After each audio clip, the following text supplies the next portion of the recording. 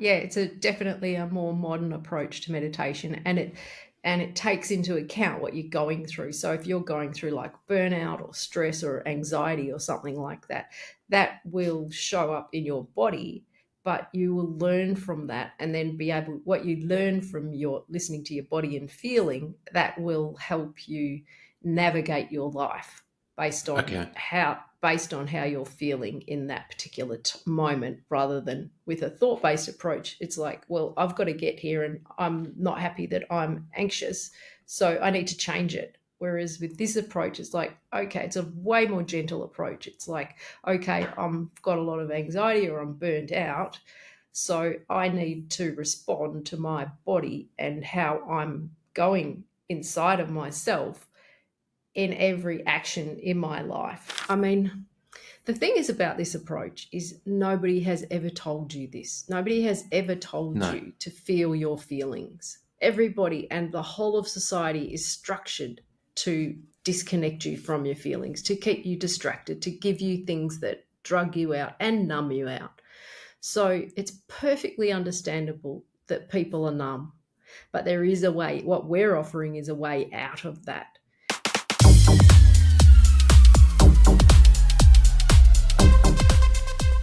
Hey, welcome to this week's episode of The Freedom Experience. I'm your host, John Moncrieff. Today, we're stepping into a different kind of conversation, one that goes beyond business, strategy, and leadership. And we're talking about meditation. Now, I've dabbled with meditation over the years. I've tried to make it a part of my daily practice. And sometimes I succeed, sometimes not so much. And that's strange because I know I'm more centered and productive when I meditate. But like most things, we're inundated with different approaches and different meditation apps, and I suspect that's part of my problem. And I've been getting the feeling that maybe these apps are just kind of quick fixes. So I wanted to bring somebody onto the show who truly understands meditation, not just as a technique, but as a way of reconnecting mind and body. So my guest today is Cate Zoltan. She's the founder and the CEO of the Undo app. And Cate has spent over 27 years studying meditation and healing from trauma using what she calls natural meditation. So her journey started as a personal search for healing. And today she helps others to reconnect with their bodies and their minds in ways that different from the traditional techniques that we're often kind of associate with meditation. So in this conversation, we explore, first of all, the difference between natural meditation and the structured technique-based meditation many of us are used to or tried. We explore the connection between body and mind and why stress, anxiety, and even physical pain are signals that we need to listen rather than suppress, and why pursuing a monk-like meditation approach in a modern world might not be the best approach for all of us. So this is a really fascinating discussion that challenged my own understanding of meditation, and I think you're going to learn a lot from it. Let's dive in with Cate. Cate, welcome to the show. Thanks for taking the time to join us. Lovely to have you on today. Yeah, really nice to be here, Sean. Cool. So I over the last few days, I've read your white paper and try to understand the approach to meditation that you folks follow. But I think the key thing that it opened up for me is that not all meditations are sort of born equal. And I'd love to start with that with you, just to talk to you a little bit about how you're different from, I guess, the more religious, philosophical based meditations, and how you folks differ. And start there. Yeah, definitely. So there are many types of meditation, but we tend to categorize meditations into two different piles, basically. So because we are actually a totally new and unique type of meditation. Like nobody knows anything about this one. That's why it's quite hard to build your business quickly with this one, because there's a lot of education behind this actual approach. And also, people don't tend to understand like why they're struggling with a particular type of meditation. And they also don't understand that there are different types of meditation. Maybe they know that there's Vipassana, or there's mindfulness, or there's Zen, or TM, or breath Yeah. work, all of that. They know all the different types in that regard, but what they don't really understand is there's two categories. So the way that we categorize it is there's two types of meditation. That one is the body-based meditation, which is what we're about, which is the inside-out approach. And then there's the outside-in approach, or the technique, and what we would cloud as like thought-based meditation. We put they're all in the one category. So anything that's an outside-in approach, anything that's additional to yourself and not coming from the inside of you, is a technique. So techniques are all of the ones that are available out there up until our approach has come about. So the main distinction between the two really is that the techniques are all based in thought. So the thought is by nature superficial, and thought is by nature it's just wants to replicate, repeat, and copy itself, just in order for it to, like a survival mechanism. It just wants to, if you're not thinking, then that thought does not exist. And so therefore it's something that you have to continuously do to keep alive. Whereas the body and the body-based meditation is all about inside of you, understanding yourself and understanding the uniqueness and the knowledge that you are like really deep inside of you, and the feelings inside of yourself. So you learn how to feel again. So it's more of an experience rather than it's an experience that is inside of yourself, that you're getting to understand yourself, whereas the technique and the outside in approach is an experience that you're creating and adding to yourself. So it's not actually you. An easy way to explain it is, if you're doing a Buddhist meditation, then you're going to end up like a Buddhist, because the essence of that technique is Buddhism, and Buddhism has a specific feeling about it. So, when I don't know, if you bumped into a Buddhist monk or something like this in the street, and there's a feeling about them, and then you bump into another one, and there's generally a feeling about them, and that is because of the thinking pattern and the structure of the technique that they're using is Buddhist. And so that feeling gets, because they're continuously using this pattern and this technique of thought and applying it to themselves, that technique gets stuck through, or not stuck, but impregnated throughout their whole body and whole system. So that's the feeling that comes from using that technique. Whereas if you're just feeling the feelings that are inside of you and resolving them and not adding anything to that, then that meditation is all about you. It's not about a technique and trying to attain anything or reach a certain goal. It's intrinsically about you and gaining a deeper understanding of you. And within that, also, I'll add to that, additional to that, there is no goal. Like for the Buddhist, enlightenment is the goal. For a natural meditation person, there is no goal. It's you sit still and your body will show you what it needs, you're really like listening to your body. So you're going deep inside, feeling the feelings, and whatever arises for you on that day, in that moment, that is your meditation. So it's not about being calm. It's just about feeling how you're feeling on a given day. Sort of like when I don't know, if you're going to do a big lift at the gym or something like that, you sort of have a warm up and feel how you're, like if you're going to do a deadlift or something like that, you want to feel how your back is before you go and lift heavy weight.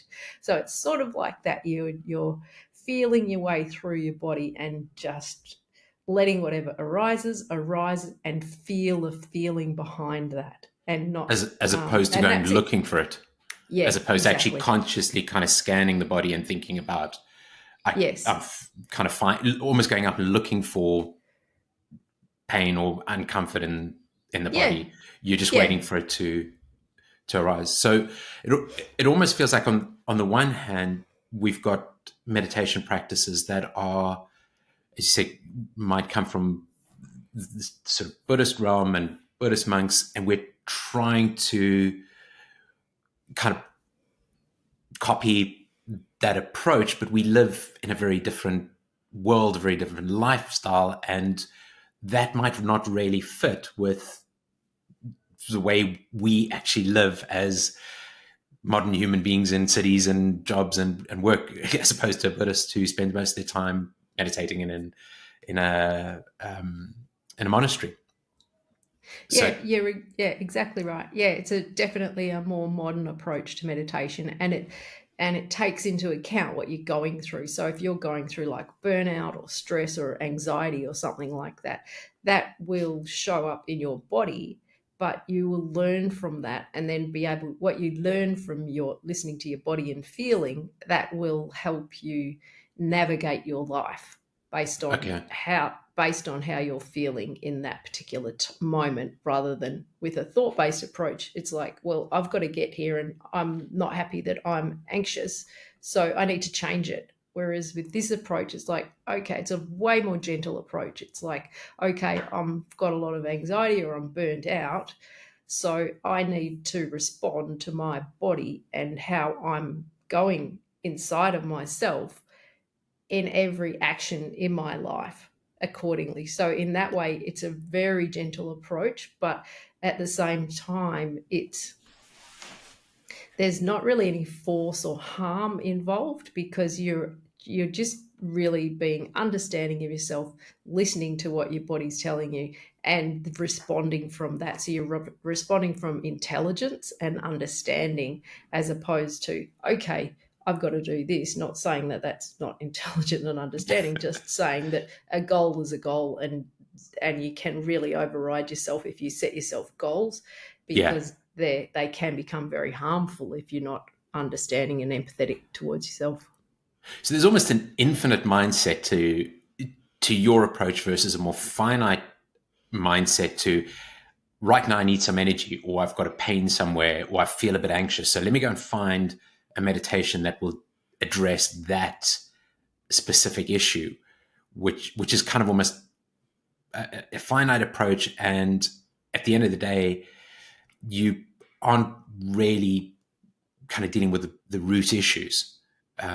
Whereas yours is the approach that you folks have through Undo is a much more holistic, kind of longer term approach, infinite approach to this. That work is never really done, and we keep moving forward. And I feel like that's part of the challenge when we approach meditation, that we're trying to solve for some kind of problem right now, but we're not sort of building the practice into our lives properly.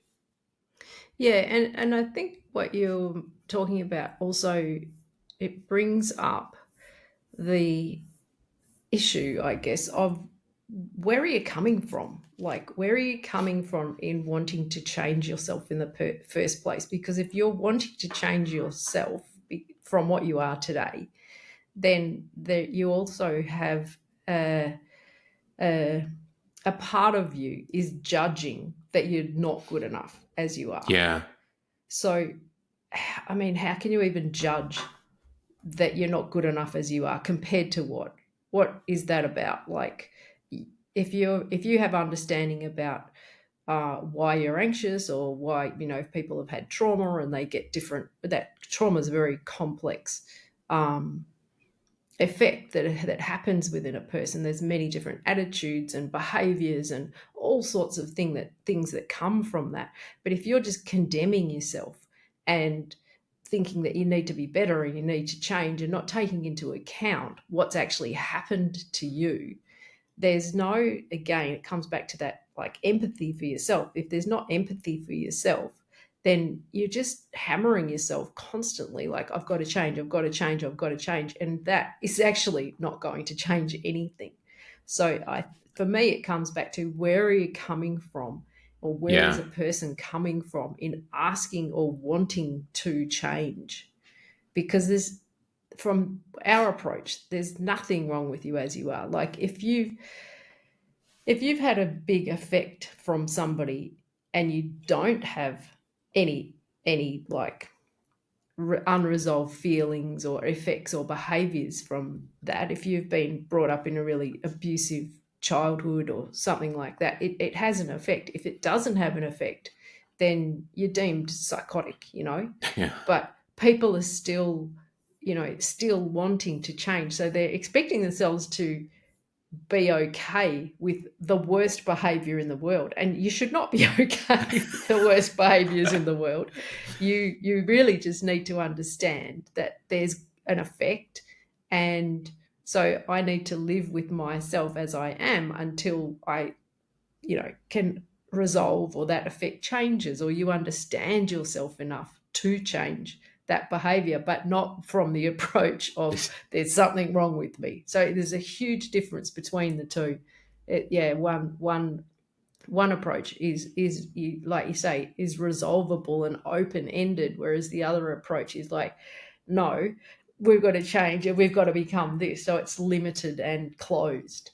And trying to find those quick fixes that we're so good at sort of pursuing as human beings. It's like, how do I fix me right now, as opposed to, I'm right here where I need to be right now. This is the next stage in the journey, and that's where I'm kind of going. Great. Yes.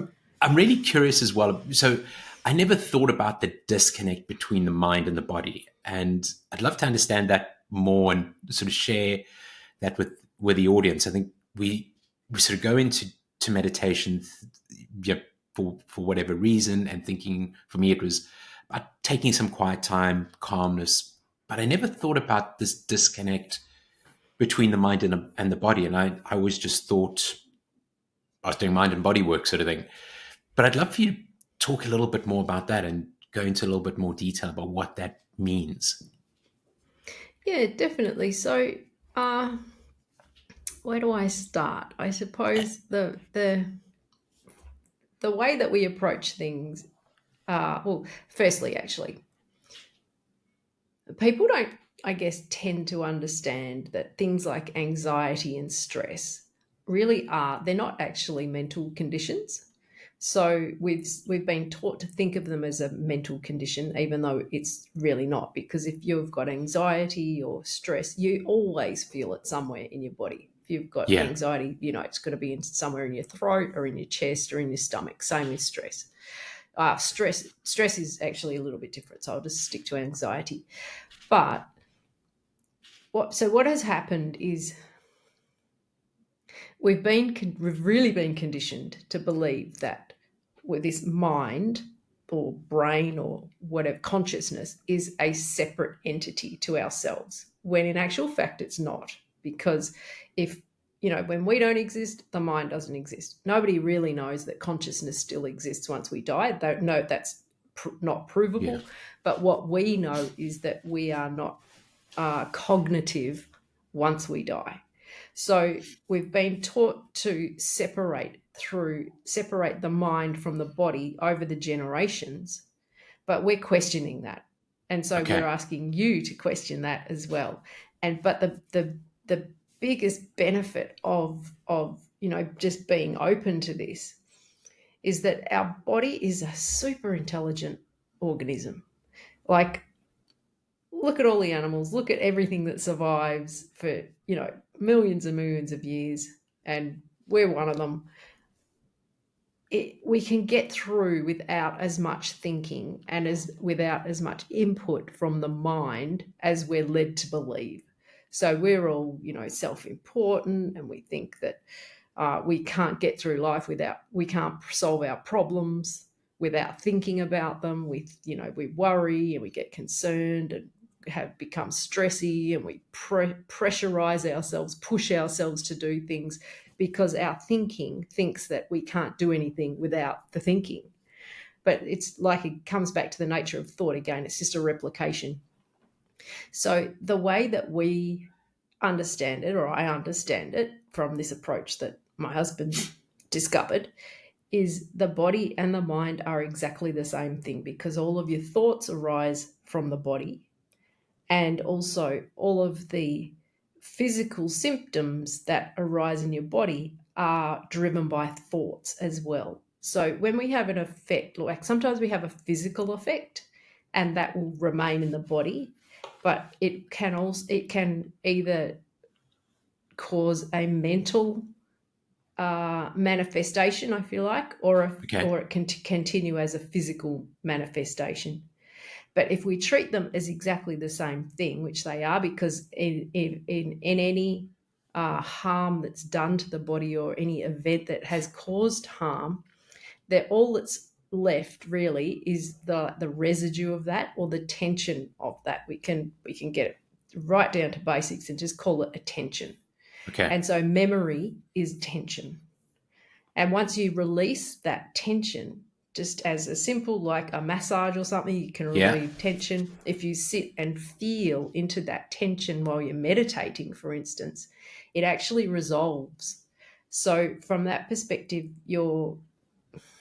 it's like a preventative relief for illness and pain if you can resolve it at that level. And that's what you brought up earlier, that if this approach is really getting to the root of the problem and resolving it there. And you don't actually, thought is not required to feel. Thought is actually the only problem if you're trying to feel, because it's thought that is what stops you from feeling. So I don't know if that's made it clearer for you. If there's not, just come back at me with questions. Yeah. I mean, I love that analogy about the sort of massage thing where they find those points and they get the right point and it just opens up and releases in the body. But I think the one question that was going through my mind is, so you mentioned, or you spoke about how the body is kind of the source of all, and I want to make sure I got this right, the source of all the thoughts. Is that how you frame? So everything Yes. that's going on around us and inside the body is basically triggering those thoughts, or triggering thoughts and the mind. And we're not entirely sort of aware of this. We think it's going on in the head, or the thoughts that are going through the head. I don't know if I've got that straightened. If I'm Yeah, I can understanding that explain it a little yeah, bit if yeah, you that'd be like. So great. so your body is like a sponge, really, isn't Okay, it? We've got the five senses, and then they can all come together and make the sixth sense, which is intuition and foresight and all of that kind of thing.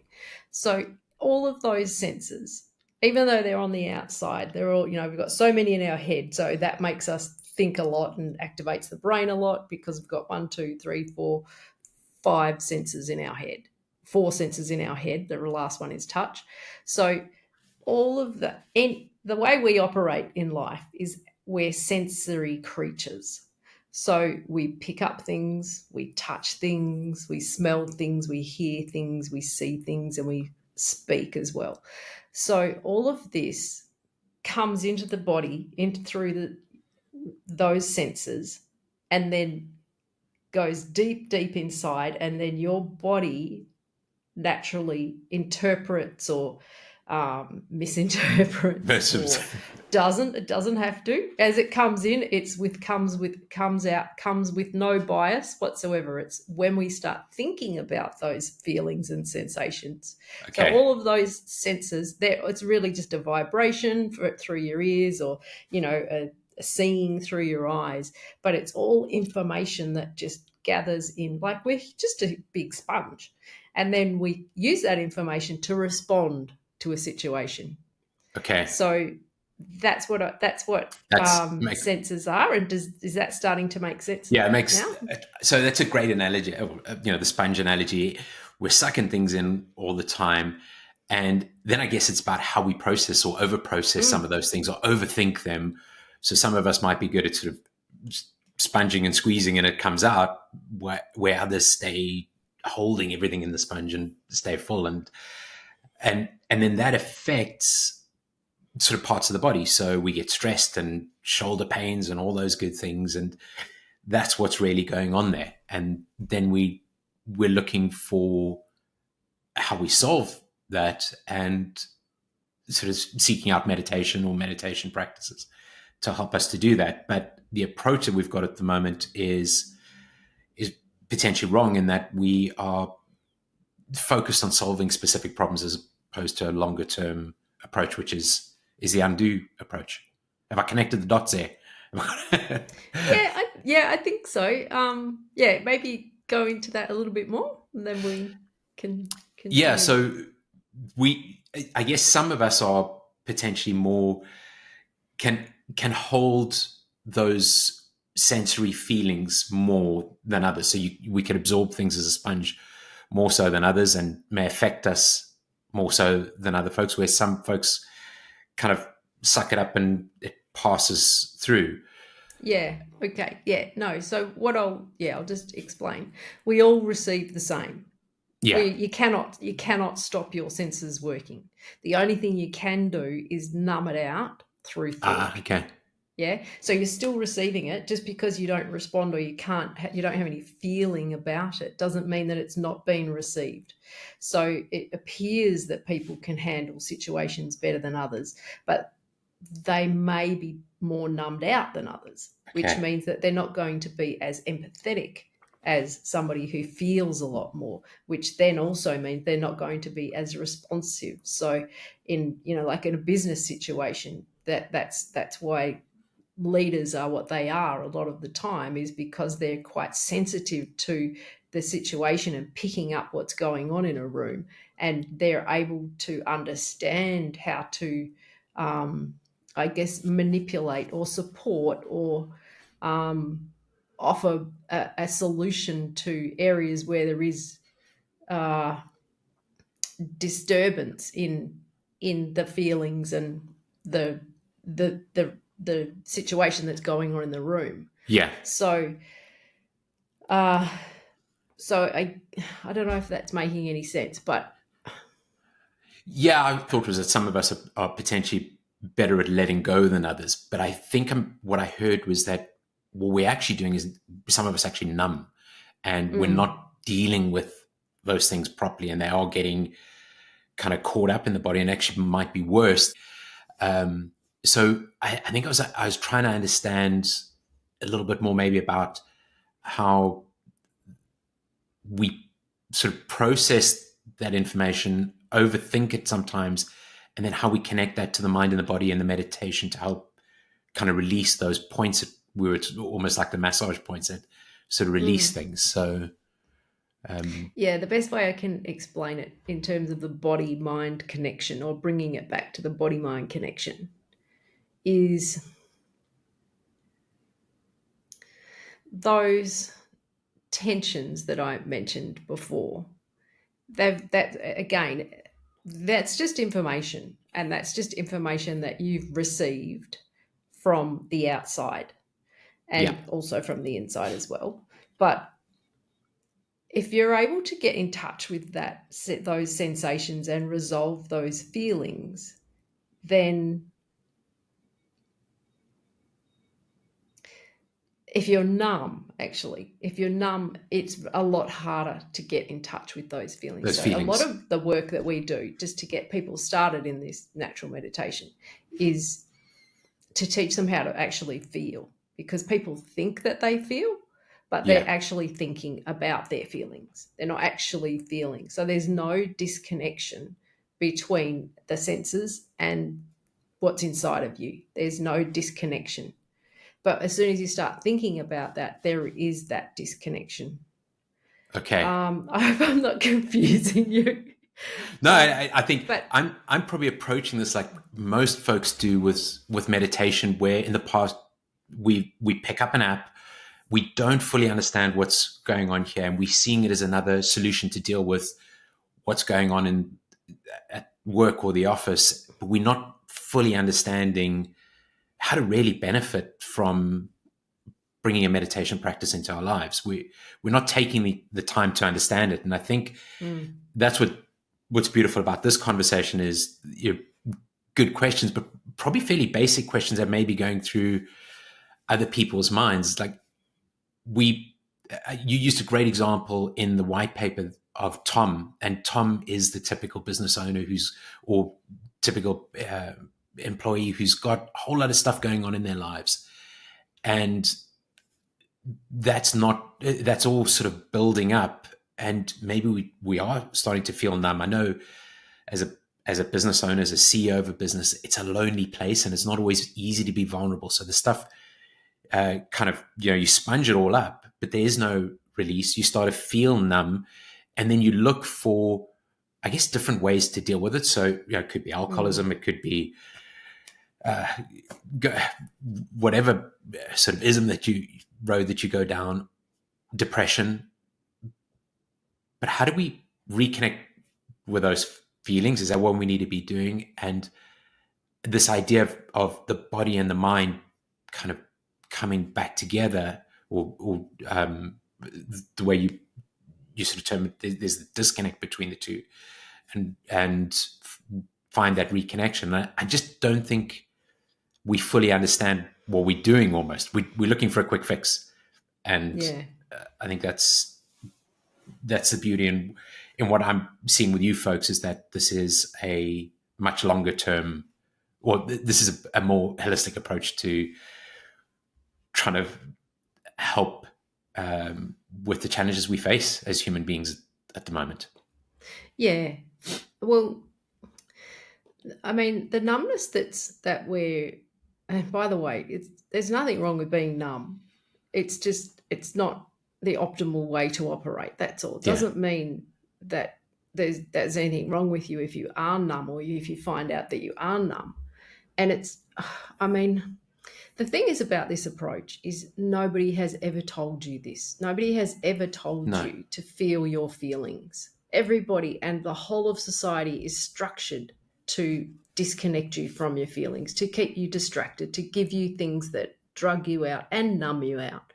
So it's perfectly understandable that people are numb, but there is a way. What we're offering is a way out of that.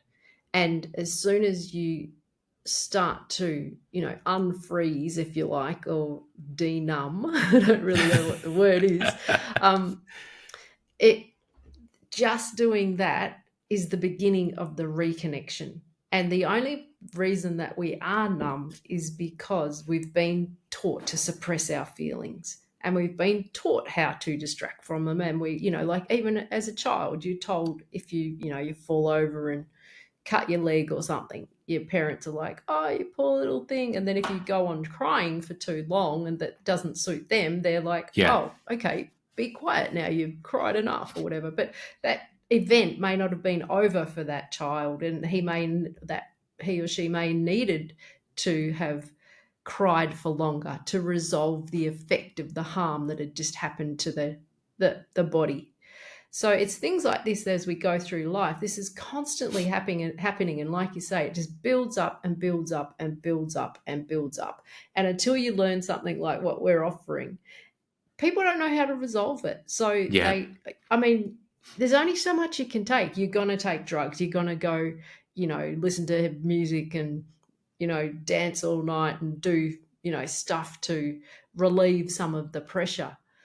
But as soon as you do understand that there is a way to feel, if you learn to feel your feelings and listen to your body and respond to your body, all it wants to do is be its optimal self. So as soon as you can get that thinking out of the way and give yourself that chance to recover, the body will your body literally just takes over. And then from that point on, you're living like from yourself rather than trying to stop yourself exploding or something. Once you learn to feel the feelings that are pressure or stress or whatever that's coming out, because the body's always trying to release, it's always trying to heal itself. That's just nature. You cannot stop that.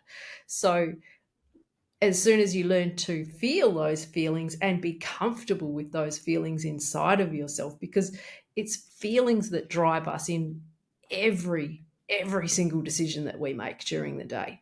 It's whether we like that feeling or not, whether we do an action or don't. So it's so true. It is. Yeah. So if you're comfortable with your feelings, then that means that your feelings aren't driving you to do things that you don't really want to do. And if you're comfortable with your feelings, then you'll know what your purpose is and what your vision is, and you're able to go in a direction that is perfectly aligned with you, exactly as you are, as the individual and unique person that you are, as opposed to being what I just said, that being driven to do things that you don't really want to do, but you just don't know how to stop doing them, like smoking and alcoholism and all of that those addictive qualities that we get, that's all driven by a feeling in our body. So people are not taking their feelings or giving their feelings as much importance as they really need. People don't understand that it's a feeling that makes us avoid things or procrastinate or makes us not focus during the day, and we're not productive. So yeah, it's a massive topic you've brought up here. How did you land up on the path that you're on at the moment? Yeah, so, well, there's two stories there. There's this Matthew story and how he discovered all of this, and then I guess there's the story of how I got onto this, and then I wanted to bring it to the world. So I don't know. Do you want the both stories, or just give us both. So how did Matthew kind of discover this or come up with this different approach? What led him to that, and then let's hear your story as well. Yeah. So Matthew was a monk for 7 years, like a yogi, celibate monk. He was serious, hardcore. And during that time period, so he was a monk for 7 years from the age of 18, 19, something like that. But when he was in the monastery, he was a troubleshooter. So he used to go around to all the different monasteries in Australia and India and just troubleshoot where they were having issues and, not getting enough people on board for the targets that they wanted to meet or whatever. So, it's big business. Religion is big business. I never thought about monasteries having targets. Well, I don't know if they did, but they certainly weren't happy with the lack of people that were coming. So they would send Matthew in and he would, clean up the mess. And so from that perspective, he's always been a troubleshooter.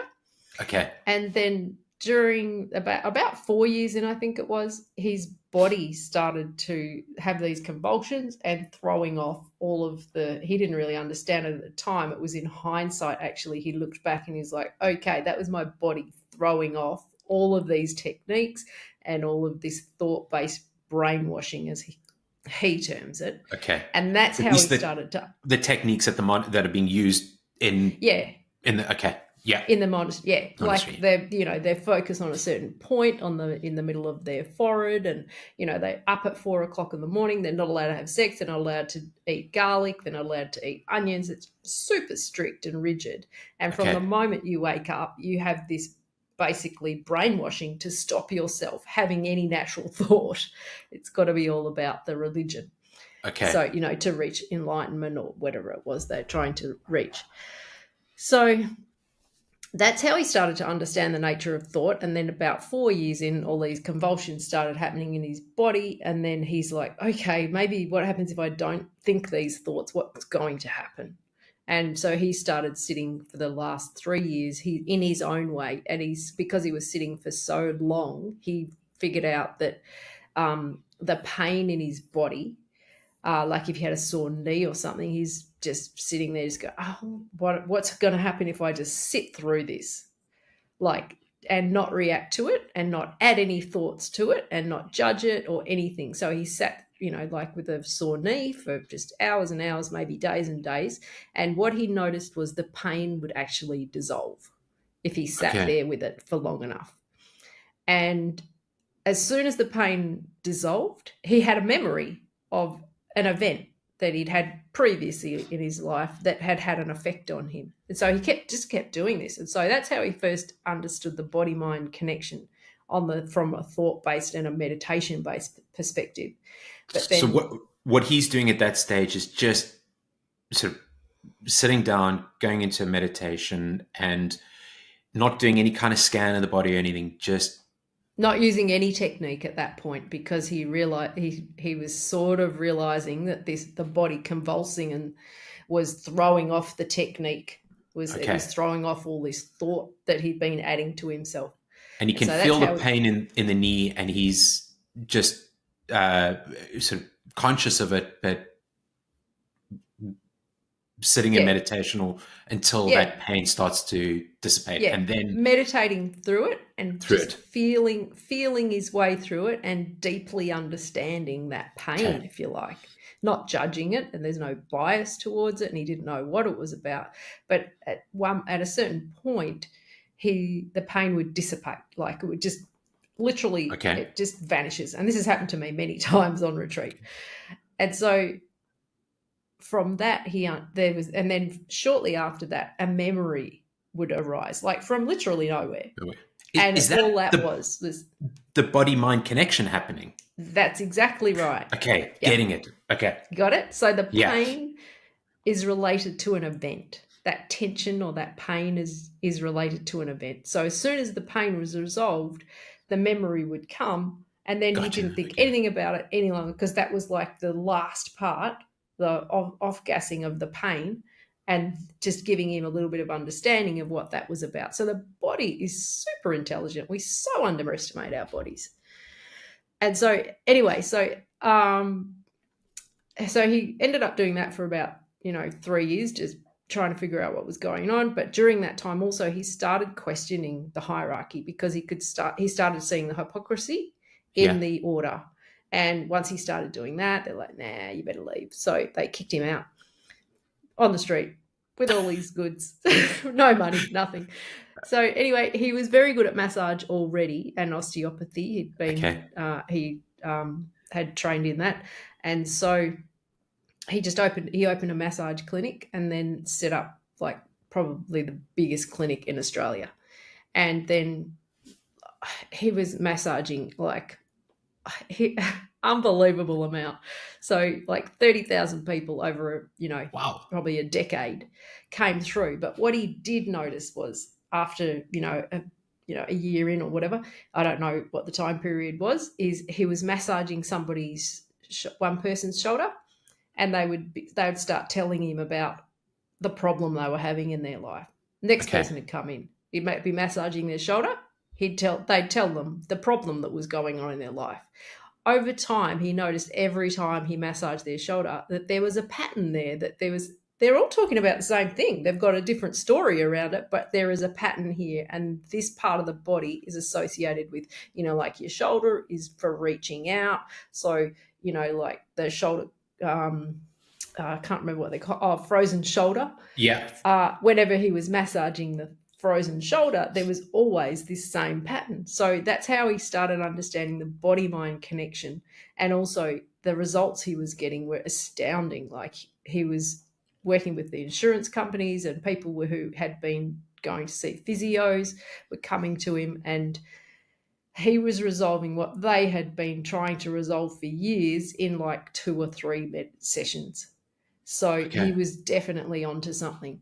And so that's how he discovered it. And then after a certain point, people started coming to him and hanging out at his clinic and saying, when are you going to teach us to meditate? And he's like, well, I can't teach you the yogi approach. I'll have to teach a new approach, which was the natural meditation.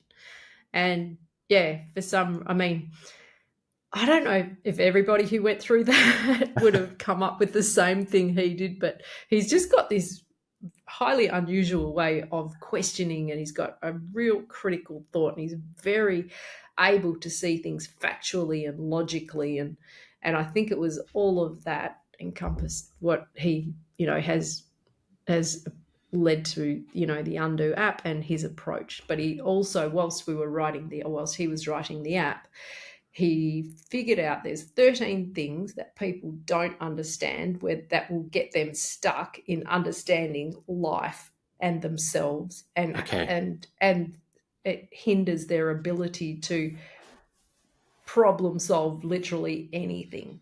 So that's what the Undo app is made from, those 13 things that people just do not understand. So I'm curious, did he, when we talked about the cold shoulder, was he picking up patterns associated with those pains? So there's a pattern, while the stories are different, it's the same sort of root cause that, for example, is associated with cold shoulder. So Yeah. And it all related back to what that physical part of your body does. So like with your feet, they're the foundational part of you. So anything that they were talking about with the feet, it's the foundation. The ankles, that's where you've got flexibility and moving forward in life. With the shoulder, it's where you're reaching out. And so if you're reaching out or overreaching and doing too much, then your shoulders get sore. Or if you're, shrugging someone off, it gets frozen like a frozen shoulder. So if you're ignoring your husband or not giving yourself, or for the left, so the left side is for the feminine and the right side is for the male. So if you've got a cold shoulder on your right side, then you either it's going to be your father or yourself that you're giving a cold shoulder to. Your cold shoulder is like ignoring somebody. And if it's on my left side, it's probably the feminine side, or it can be the feminine side or the feminine aspect. So the feminine side is more the, like the creative side, and whereas the masculine side is the, the brute force and the worker and the work sort of side of things. More of the physical side, like physically getting into life. So I could talk about that for hours. Is the hips and the legs and all of those body parts, fingers. It gets really, really specific. Yeah. So he picked up all these patterns, and then you folks obviously sort of met somewhere along the line. But how did your journey start then, and the building of the app?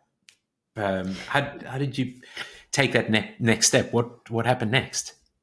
Yeah, so I came to see Matthew as a client, actually, to start with, because I was not traveling too well at the age of around 27. I was, I was depressed and I had been on antidepressant. I'd been looking for solutions to finding out what was wrong with me. I always had a deep feeling inside of me that there was something wrong with me, but I didn't know what that was.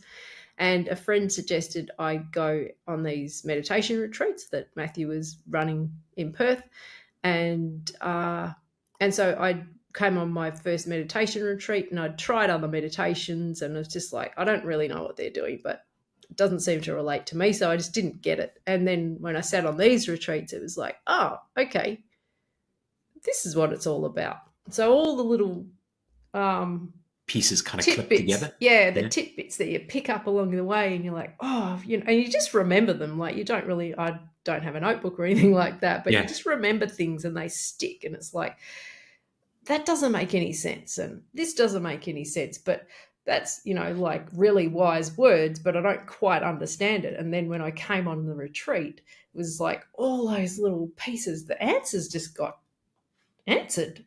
And so it was like, so for me, it just really resonated. And then that was really the beginning of my healing journey. And then a few years later, I was cooking for Matthew on his retreats, because I was a chef by trade. I was a professional chef for over 25 years in high-end restaurants and things. And that was really stressful as well. So I wanted to, quieten it down a little bit at that point, because it's very high pressure. So, so I ended up cooking for Matthew on the retreats, and then we got together and then we started business, and we were running meditation retreats for the first 13, 14 years, I think it was. Oh, okay. Yeah. And then we had a period where we were like retired. We had a property with a venue, running retreats and renting it out in between. And then we had 3 years off. And during that time, I noticed there was these meditation apps being, had come onto the market, and I was looking at them going, oh, wow, these are pretty light on, like with the understanding and information we've got, we could really make a difference to people in their lives. And also, once I had gone through my healing, it was really quite an intense period for 10 years.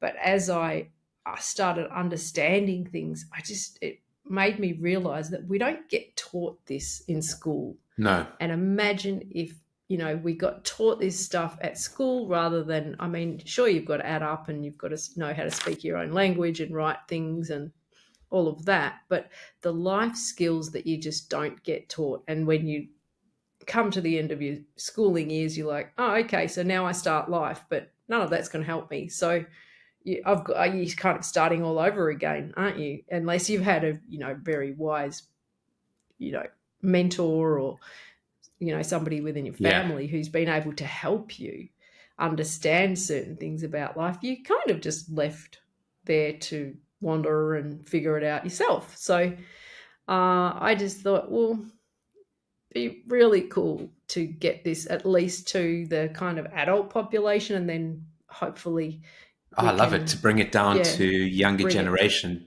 down the line. So because imagine if you were taught to feel as a kid, like you're only just learning now, but from my perspective, because I've been feeling for so long, the direction you can just the directions and the lack of fear that you have for life and sickness and pain, and it's kind of unfathomable to you at right now, probably, because as soon as you learn to feel, you're not scared of yourself anymore. There's no discomfort of yourself anymore. So you have this real sense of nothing's going to stop me. And if it does, I know how to recover. So it doesn't matter. Yeah. That's not meaning don't be reckless with yourself. In fact, you're less reckless with yourself because you have a sensitivity to yourself. But that is just a totally different way to live, completely different way to live your life. So this approach has been decades in the making. The work that Matthew's been doing, the work you've been doing together has been decades in the making. And ultimately, you've spent about 7 years building this application, bringing it all together, if I'm correct from our discussion before. It took 2 years for us to write, and then we put it into the market, and then we realized it was too deep. People couldn't understand what he was talking about. So we had to lighten it and explain a bit more, and that took another 2 years to write.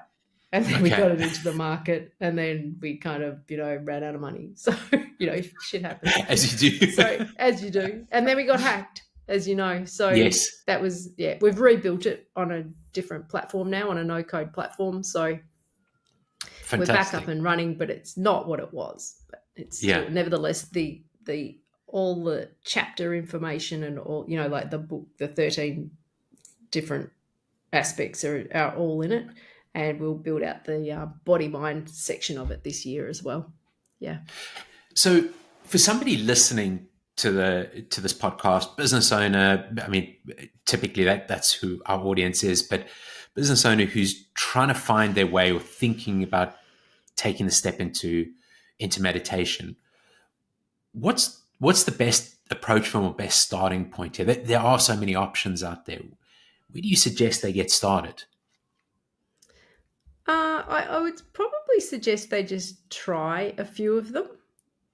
But I would suggest to go into a little bit of depth, like try one and try it for a month or two, then try another and try it for a month or two, or until you know that that's not what you want. So kind of get curious. Just get curious. Okay. Yeah. And one will resonate with you more than another. And also the other thing you'd want to look out for is what actual effect is it having in your day-to-day, and is it making you feel better? Like not in a happy, blissful way, but is it making a difference in the way that you do things? Not so much. Yeah, you want to go down to that deeper level, and really see within yourself if it's making a difference to you, or is it just, like I said earlier, is it just something that you just have to add to yourself and you've got to sustain externally? Because for me anyway, the beauty of this approach is you don't have to really do anything. It's literally just every day I'm just understanding myself. I'm not learning anything. I'm literally just listening to what my body says and reading that, and you just get better and better and better at that. So I would suggest you take notice of how much effort you have to put into it. And also when you're meditating, how do you actually feel? Because for me, when I meditate, it feels like a relief. It's like, this is my time. Whereas with other meditations, like, I've got to go do something. Like you're just doing another thing. Whereas this is like you're undoing. you're not doing anything. Yeah. It's because they've almost gamified it, so you want to keep up your daily streak and keep up your hours, and the apps are kind of pushing you to. It almost becomes a bit of I've got to go and do the meditation thing because otherwise I'm going to lose my streak or whatever. They've gamified it. I mean, I get that people need a little bit of assistance with that. Yeah.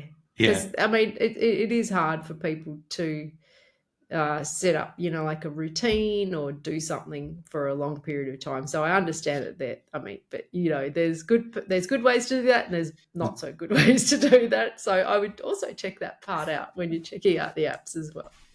So I'm about to, we talked before we started about using the Undo app and going through the Undo journey.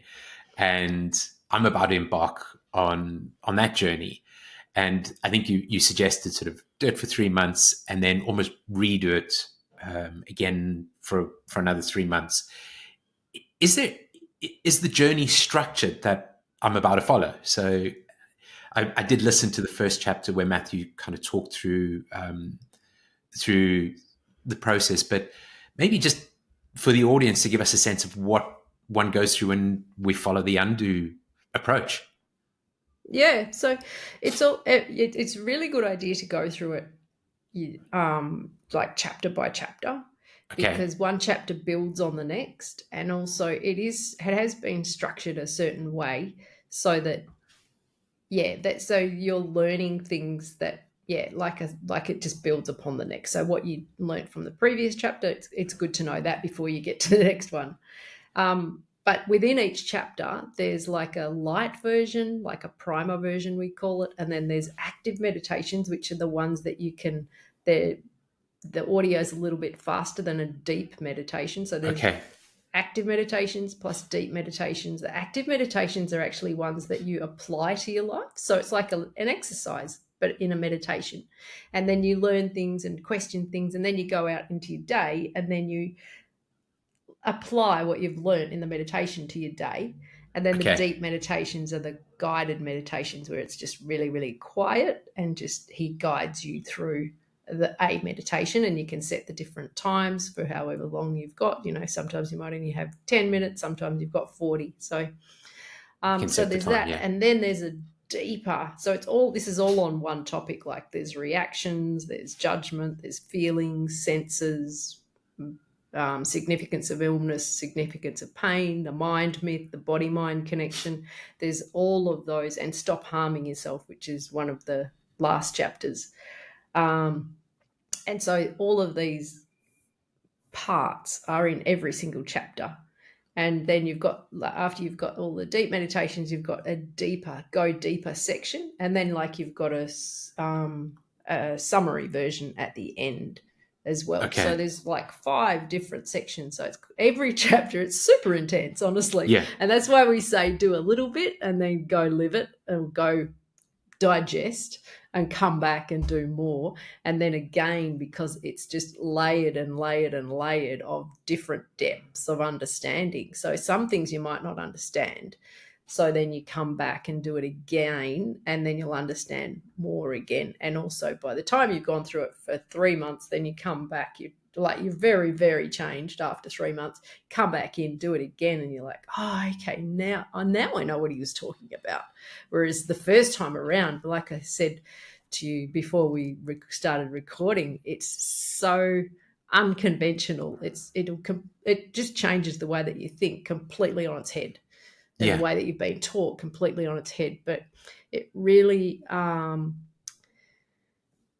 we also call it Undo is because it teaches you how to expose your beliefs and your conditions that are limiting you. So you've got beliefs that you're, throughout the day that I'm not a good person, or I'm not empathetic enough, or I'm whatever your little story is in your head that's telling you that you're not good enough. Whenever that that this app will teach you how to challenge that and understand yourself through that and find out where that's coming from, and then get you back to the feeling that is behind it again. Then once you can resolve that feeling and you can challenge those thoughts, then it's resolved completely. You move on. There you go. Your limitation's gone. So it's a very effective approach. So there's a great book called Unlearn, which is about sort of unlearning some of the things that we've, I guess, become part of our lives and the way we operate and do things. And it feels like undo is kind of helping us to undo some of the sort of mental side and the thoughts that we've had and held on to over a period of time, and just kind of peeling those back and going layer by layer and slowly peeling back all the things that we've been tuned, or I think you used a great term earlier, almost kind of indoctrinated, in terms of how Matthew went through that in the monasteries, where they kind of indoctrinate you into that way of thinking, and it's peeling that back. I'll go. One more question for you, which I sort of ask everybody who comes on, and you come from an entrepreneurial background, you run a business. What does freedom mean for you? That's a good question. What does freedom mean to me? Being able to do what I want to do, whether that's good or bad, right or wrong, that's irrelevant. And not having the burden of questioning or doubt, or not having something in the background that's conflicting with what I'm doing. Yeah. So I love it. Like 100%. Okay, I'm doing this and I really want to do this and nothing is going to stop me. That to me is freedom. It's freedom. There's you 100% aligned. Yeah, and in all manner. It kind of ties into what you were talking about with feelings earlier, and really getting in touch with those feelings and being able to not, I guess, let them hold you back, like having that feeling of free to do what you want to do without fear. And I think I was reading something the other day about a bird landing on a branch and being confident that if that branch breaks, I can't remember the exact quote, being able to open its wings and take off again. And I kind of got that sense as you were talking about that feeling of being free and being able to do something without fear of what might happen if it fails or doesn't work or whatever it is. Yeah, definitely. Yeah, I hadn't even thought of the fear aspect of it. So yeah, that's a very good addition and really good analogy that you used there. Cool. Yeah. So I'm going to go down the journey. Maybe what we do is reconnect in 3 months and see where I'm at. I'll take it seriously and I'll do it, and I'd love to, because I feel like I've touched the tip of the iceberg with you, and it's been a lot of learning for me today. Oh, but good.